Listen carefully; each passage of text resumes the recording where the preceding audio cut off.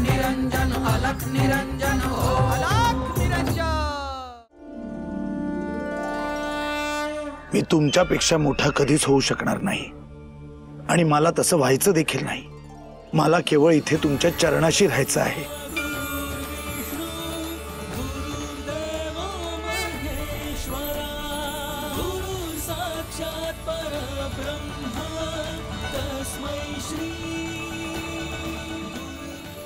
सुखी रहा।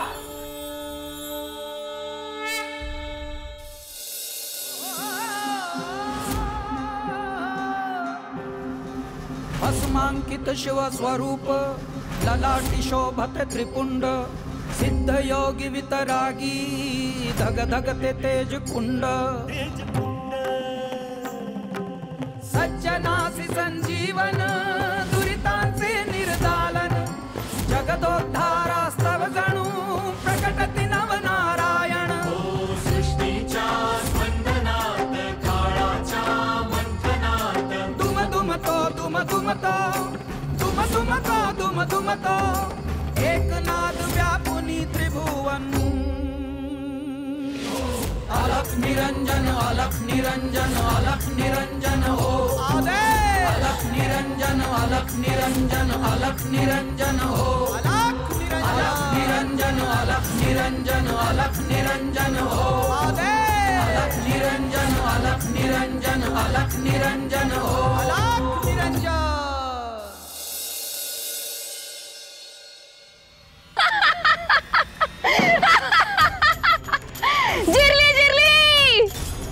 कशी एका पंचाची जिरली लय मोठा शान समजत होता स्वतःला या अक्काबाईच्या वाटेला जात होता। आता कोणाला तोंड लावशील रे?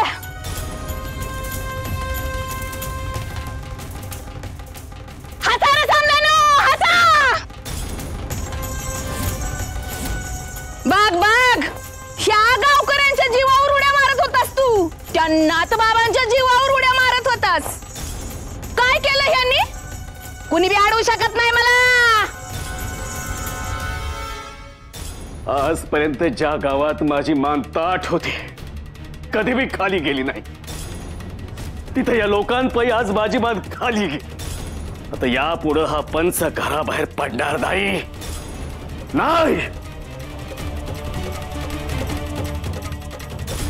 हितली देवी म्याच आहे। आई आई देवी आई आई आई देवी आई आई आई देवी आई। या पंचाच्या नावानं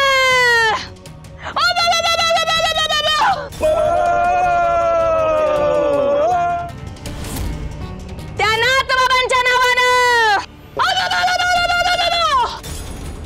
या चंब्या गावकऱ्यांच्या नावानं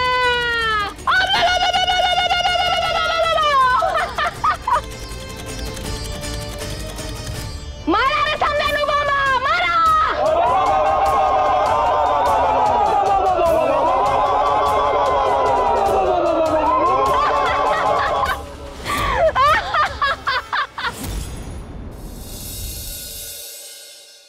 श्रीपाद, काल आम्ही सगळ्यांनी मिळून गाव प्रमुखांना विनंती केली पण त्यांनी शेतसारा माफ करायला नकार दिला। त्यांचं म्हणणं आहे की शेतसारा माफ करण्याचा निर्णय ते घेऊ शकत नाहीत। आम्ही त्यांना लोकांची परिस्थिती सांगितली, लोकांची खरंच ऐपत नाही शेतसारा भरण्याची। पण गाव प्रमुख आमचं म्हणणं ऐकून घ्यायला तयारच नाहीयेत। ते म्हणत होते शेतसारा वेळेत दिला नाही तर घरादारावर शेतीवाडीवर जप्तीचा आदेश निघू शकतो। श्रीपाद, लोक फार आशेनं पाहतायत रे आपल्याकडे। बाळा, तू त्यांना शब्द दिलास, आता श्रीपाद आमचा शेतसारा माफ करून देईल असं त्यांना वाटतंय। मी काल त्यांच्यासाठी काही करू शकलो नाही, याचं खूप वाईट वाटतंय मला।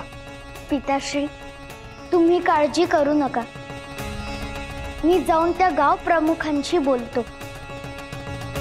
अरे त्याचा काय उपयोग होणार? काल आम्ही सगळी परिस्थिती सांगितली आहे त्यांना। त्यांचं म्हणणं आहे की ते शेतसारा घरात ठेवत नाहीत, त्यांना सुद्धा वरती जमा करावा लागतो। आपण जाऊन बोलू त्यांच्याशी। ते हो म्हणतीलच. पुन्हा सगळ्यांना तिथे घेऊन जायचं? नाही, आपण फक्त तिघेच जाऊया. तुम्ही माझ्या बरोबर चल. मी त्या गाव प्रमुखांशी बोलतो, ते नाही म्हणणार नाहीत. ठीक आहे, तू म्हणतोयस तर जाऊया आपण त्यांच्याकडे. चला.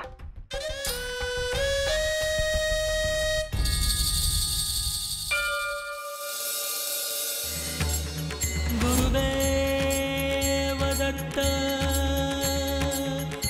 गुरुदेव दत्त, गुरुदेव दत्त. अक्काबाई, अगं ही समधी जण तर आता आपल्या बाजूने आहेत, पण आता पुढं काय करायचं ग? पुढं काय? अगं आत्ता तर खेळ सुरू झालाय, तू बघच. आणि आता ह्यो खेळ खेळणार तुमची समद्यांची अक्काबाई.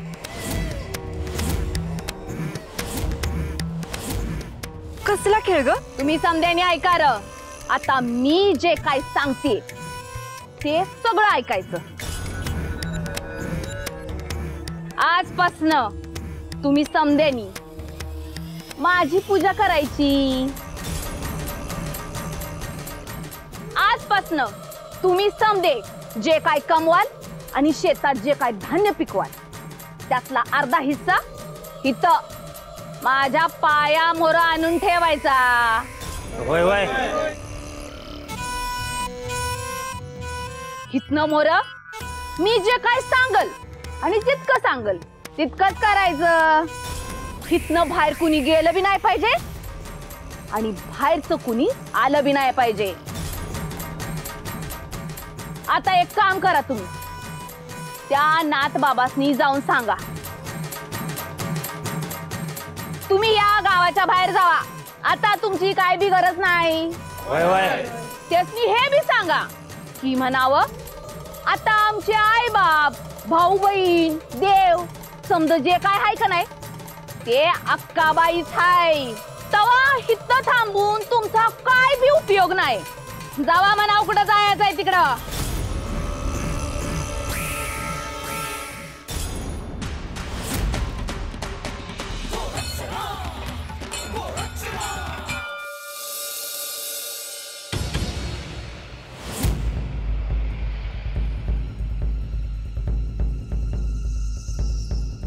प्रमुख अजून बाहेर आलेले दिसत नाहीत. होय, आपण त्यांची वाट बघू. त्याची काही आवश्यकता नाही, ते येतीलच.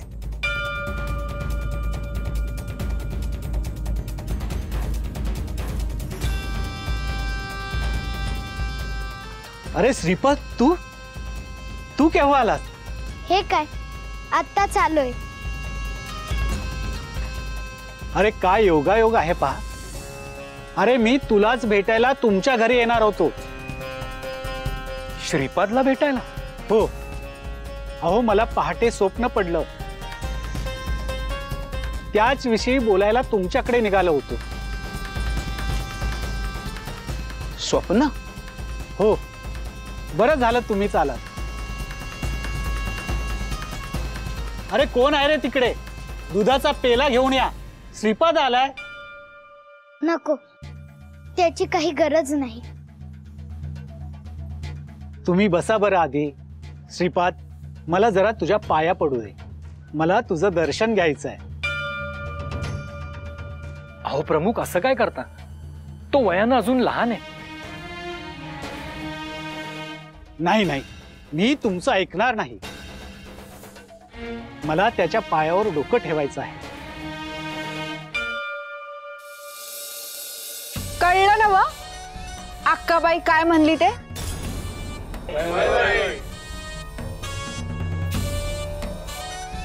अरे मग जावा की. हा, आता कसली वाट बघताय? जावा. होय, आता अक्काबाईंनी सांगितलंय ना, लागलीच जातो आणि त्या नातांना गावाच्या बाहेरच हाकलून येतो. अगं अक्काबाई, काय भूल पाडलीस ग? हे समधी लोक तर तुझ्या एकदम वश मध्ये आलेत बघ. अजून एक बघायचंय काय तुला? वय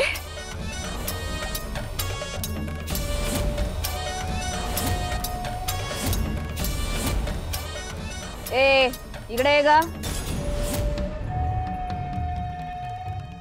बस खाली. पाय चेप माझे.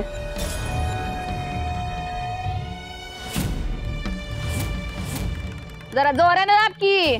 खालायस का नाही? आता बस. तू बी त्यांच्या बरोबर जा.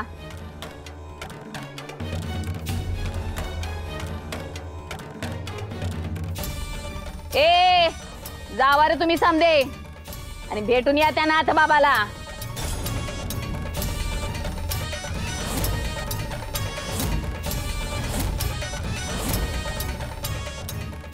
या बया बया. अगं अक्काबाई, अगं हे काय केलंयस ग तू? अगं हे जर का तू आधी केलं असतस तर लय बरं झालं असतं ना. मीने प्रत्येक गोष्टीची एक वेळ असती. त्याआधी काय बी होत नाही. आणि तो पंच तो घरात गेलाय, तो अजून बाहेर आलाच नाही बघ. त्यो आता कसला बाहेर येतोय? आता मी त्याला सोडत नसते बघ. आधी त्या नाथ बाबांकडे बघते आणि मग ह्या पंचाचा निकाल लावते.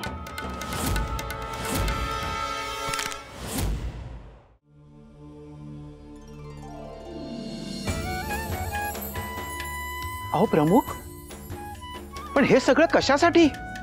सांगतो सांगतो. श्रीपाद तू चल, बस तिकडे.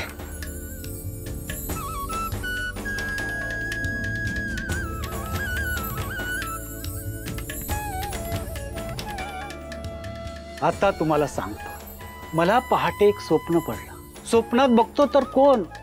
आपला श्रीपाद.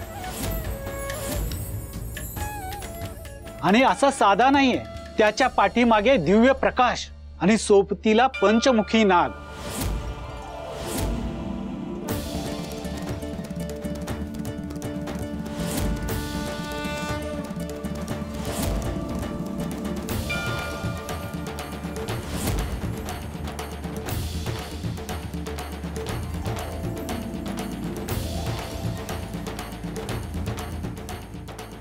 श्रीपाद, तू ज्या अर्थी दर्शन दिलंस म्हणजे त्याला काहीतरी कारण असणार. हो, मला स्वप्नात श्रीपाद बोलला की या वर्षीचा शेतसारा तुम्ही माफ करा, वाटलं तर पुढच्या वर्षी दुप्पट घ्या. तुमच्या वरती जे लोक आहेत त्यांना पत्र लिहून कळवा, ते मान्य करतील. तुम्हाला कसलीही अडचण येणार नाही. अहो पण एकदम असं स्वप्न कसं काय पडलं? हो पडलं, तुम्हाला सांगतोय ना. माझी श्रद्धा आहे दत्तगुरूवर. श्रीपाद असा स्वप्नात आला, दिव्य दर्शन दिलं म्हणजे त्याच्या मागे काहीतरी असेलच ना.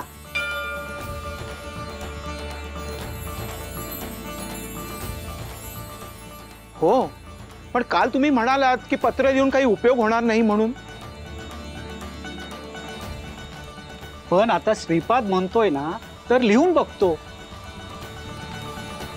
नगरात एक पत्र धाडतो, त्यांना इथली परिस्थिती समजावून सांगतो, विनंती करतो. मी हेच सांगायला आलो होतो. तुम्ही वर संदेश पाठवा, तुमची अडचण दूर होईल. हो, मी आता तेच करणार आहे. येतो मग आम्ही. नाही नाही, असं कसं? माझ्या घराला तुझे पाय लागले, आता तू जेवूनच जा. आज मला उपवास आहे, त्यामुळे मी काहीच खाऊ शकणार नाही. पण मी वचन देतो, मी तुमच्या घरी नक्की येईल. शुभम भवतु.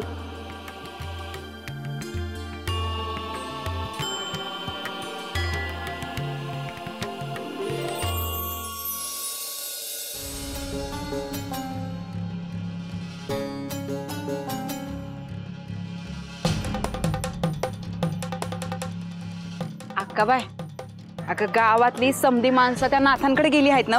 मग आता आपण काय करायचं ग? अगं वाट बघायची ते येण्याची. ते काम होणारच आहे, तू नका काळजी करूस. मग गावात एक फेरफटका मारून यायचं का?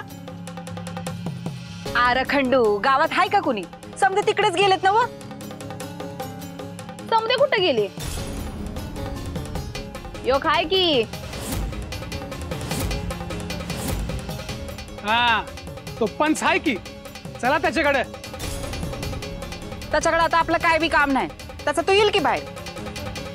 मी नाही, खंडू बरोबर बोलतोय. बघू तरी पण करतोय तरी काय. अगं अक्काबाई तू थांब की, मीच जाऊन बघून येते. हा, त्याच्यात मजा नाही ग मीने. जाऊन जरा डिवचूया की, बघूया तरी तो पंच करतोय तरी काय. पाण्याविना माशासारखा कसा तडपड करतोय ते.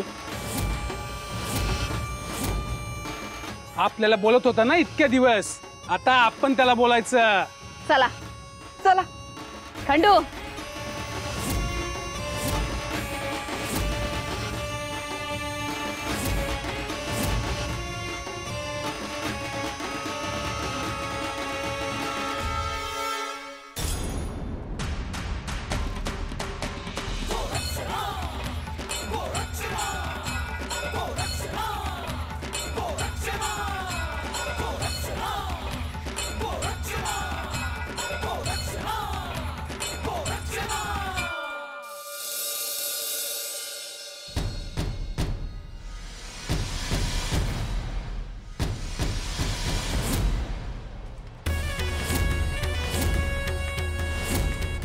ओ साधू बुवा, आम्हाला अक्काबाईनं पाठवलं आहे.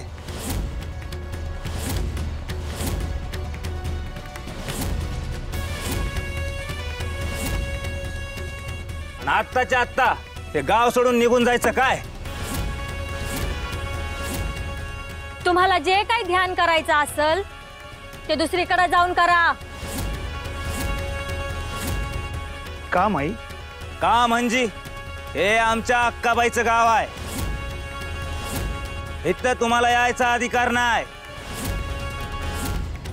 हा निसर्ग, हा भवताल देवाने निर्माण केला आहे, तुमच्या अक्काबाईने नाही.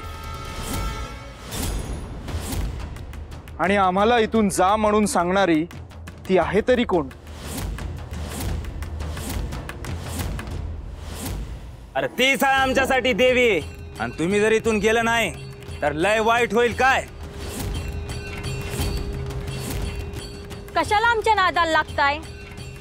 सामान आवरा आणि निघा इथनं. हे पहा, तुम्ही काय बोलताय हे आत्ता तुमच्या लक्षात येत नाहीये.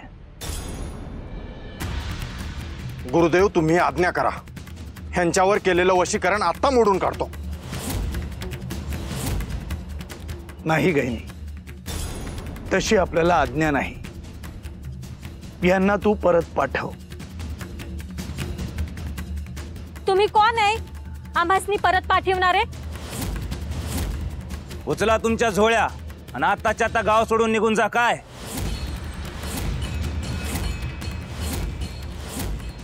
हे पहा, आता तुम्ही माघारी जा आणि त्या अक्काबाईला सांगा की तिचा निरोप आम्हाला मिळाला. आत्ता जातो, पर पुण्यांदा इथं दिसाल तर एकेकाचं पाय मोडून टाकेल. काय आई आई देवी आई, आई आई देवी आई, आई आई देवी आई, आई आई देवी आई, आई आई आई आई.